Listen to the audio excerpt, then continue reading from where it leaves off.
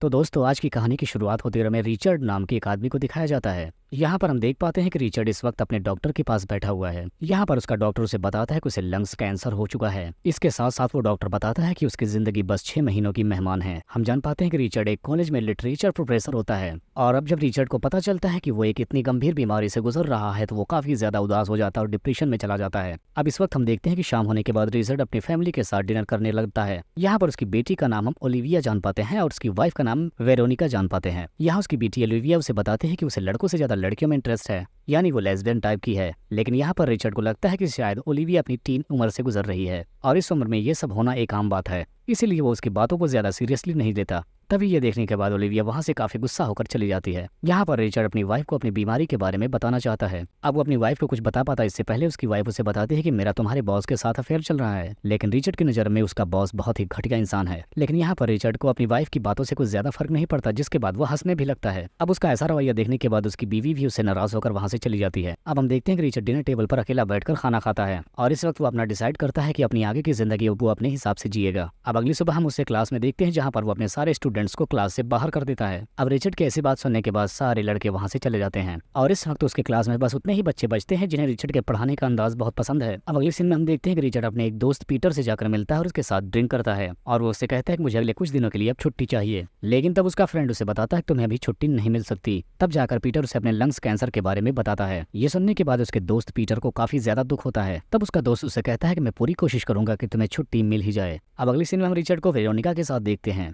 यहाँ पर Richard Veronica को अपनी बीमारी के बारे में बता ही देता है और उसे हिदायत देता है कि वो इसकी वाइफ ओलिविया को इसके बारे में कुछ भी ना बताए, जिसके बदले में वो वेरोनिका को हेनरी के साथ घर चलाने की पूरी आज़ादी दे देता है, क्योंकि अब रिचर्ड भी वेरोनिका के साथ खुश नहीं था। जिसके बाद ये दोनों खूब सारा ड्रिंक करते हैं और यहाँ पर पूरी तरीके से नशे में डूब जाते हैं। अब शाम के टाइम हम ओलिविया को देखते हैं जो अपनी फ्रेंड को अपने साथ अपने घर लेकर आती है, जिसके साथ ओलिविया इस वक्त रिलेशन में होती है। यहाँ उसके साथ वो घर आकर अपने पेरेंट्स को अपने रिलेशन के बारे में बताती है और उसके घर वाले भी ओलिविया के रिलेशन को एक्सेप्ट कर लेते हैं। लेकिन अपने पेरेंट्स को खुद में इतना ज्यादा नशे में देखने के बाद ओलिविया वहां से चली जाती है। अब अगली सुबह हम रिचर्ड को देखते हैं पूरी क्लास के सामने ही वो स्मोकिंग करने लगता है। हालांकि रिचर्ड ने इससे पहले स्कूल में कभी ऐसी हरकत नहीं की थी। इसके बाद रिचर्ड अपने क्लास में एक क्लियर नाम की लड़की को देखता है जिसके फादर का नाम हेनरी होता है और ये वही आदमी है जिसके साथ इसकी वाइफ का रिलेशन चल रहा है। यहाँ पर क्लियर रिचर्ड को बताते हैं कि वो अपने अंकल को बिल्कुल भी पसंद नहीं करती। तब रिचर्ड अपने खास स्टूडेंट को बताता है कि हमें हमारी लाइफ को खुलकर जीना चाहिए, अपनी मर्जी से जीना चाहिए, क्योंकि हमें इस बात का बिल्कुल अंदाजा नहीं कि हमारी जिंदगी का कौन सा दिन आखिरी हो जाए। जिसके बाद रिचर्ड अपने सारे स्टूडेंट्स को एक पब में लेकर जाता है और उन सबको यहाँ पर खूब नशा करवाता है। तभी वहाँ के एक वेटर औरत रिचर्ड के साथ फ्लर्ट करने लगती है, जिसके बाद रिचर्ड वहाँ से बाथरूम का बहाना बनाकर वो उस औरत को पेलने के लिए चला जाता है और बिना शोर शराबा किए वापस अपने स्टूडेंट के पास आ जाता है और यहाँ पर वो अपने सारे स्टूडेंट्स को एक खास तरह की बुक पढ़कर आने के लिए कहने लगता है। अब अगले सीन में हम रिचर्ड को उसकी फैमिली के साथ देखते हैं जहाँ पर रिचर्ड की वाइफ अपनी बेटी से माफी मांगती है, जिसके बाद ओलिविया भी अपनी मॉम को माफ कर देती है और इसके बाद ये तीनों साथ में मिलकर डिनर करते हैं। अब अगले सीन में हमें दिखाया जाता है कि रिचर्ड की एक खास स्टूडेंट सारे लोगों को एक बुक के बारे में बता रही होती है। अब ऐसा देखने के बाद रिचर्ड को उस पर बहुत गर्व होता है, क्योंकि रिचर्ड भी यही चाहता था। अब शाम का वक्त होता हम देखते हैं कि रिचर्ड अपने घर पर होता है और अपनी बेटी से बातें कर रहा होता है। यहाँ पर रिचर्ड की बीवी रिचर्ड को बताती है कि जब तुम मॉम के बारे में सब कुछ जानते हैं कि उनका अफेयर किसी और से चल रहा है तो आप कैसे उनके साथ खुश रह सकते हैं। तब यहाँ पर रिचर्ड अपनी बेटी को समझाता है कि यहाँ पर हर कोई आजाद है, वो किसी का बंधा हुआ नहीं है, जिसकी जो मर्जी वो इंसान वो काम कर सकता है और अपने हिसाब से जिंदगी जीने की सबको आजादी है, इसीलिए मुझे उसके अफेयर से किसी भी तरह का कोई फर्क नहीं पड़ता। अब अगले सीन में हम देखते हैं कि रिचर्ड सारे बच्चों को क्लास से बाहर एक बागीचे में ले जाकर क्लास देता है और वहीं पर अब ड्रिंक भी करने लगता है। अब रिचर्ड अपनी परेशानी को दूर करने के लिए और भी ज्यादा नशीले पदार्थ इस्तेमाल करने लगता है, लेकिन पीटर को उसकी यह हरकत बिल्कुल पसंद नहीं आती, क्योंकि वो उसका सच्चा दोस्त था और उसे परेशान नहीं देख सकता था।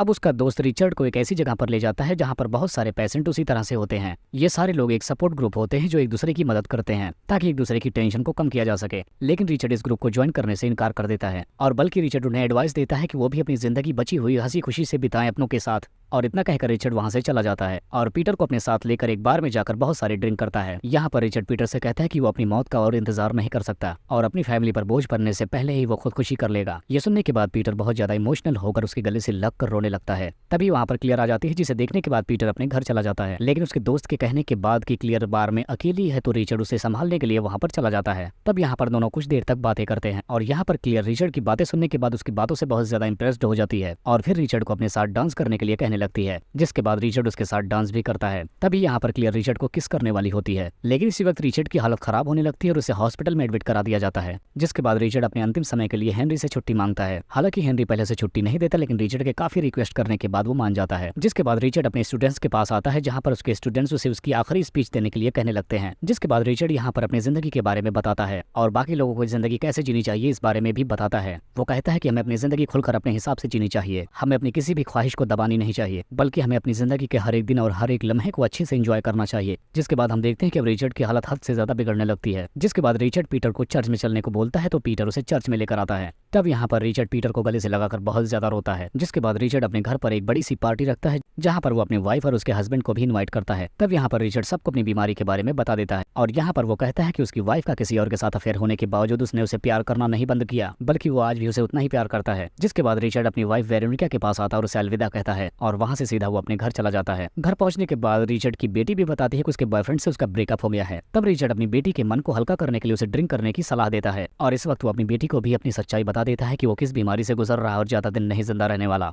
यह सुनने के बाद ओलिविया उसे गले से लगाकर रोने लगती है। जिसके बाद रिचर्ड अपनी बेटी को आखिरी बार एक प्यार भरा किस करता है और उसे गुड बाय बोलकर अपनी डॉग को लेकर कार में बैठ जाता है और आखिर में हम देखते हैं कि वो घर छोड़कर कहीं जाने लगता है। कुछ टाइम बाद हम देखते हैं कि रिचर्ड अपनी कार को एक सुनसान जगह पर ले जाकर रोक देता है और वहाँ रोक कर वो अपने गुजरे हुए कल को याद करने लगता है और खूबसूरत लम्हों को एंजॉय करता है। और ऐसा करते हुए वो बहुत जोर जोर से हंस भी रहा था और अब वो खुदकुशी करने के लिए अपनी कार को हद से ज्यादा तेज रफ्तार से खेतों से गुजारता है ताकि उसकी कार किसी चीज से टकरा जाए और उसकी मौत हो जाए।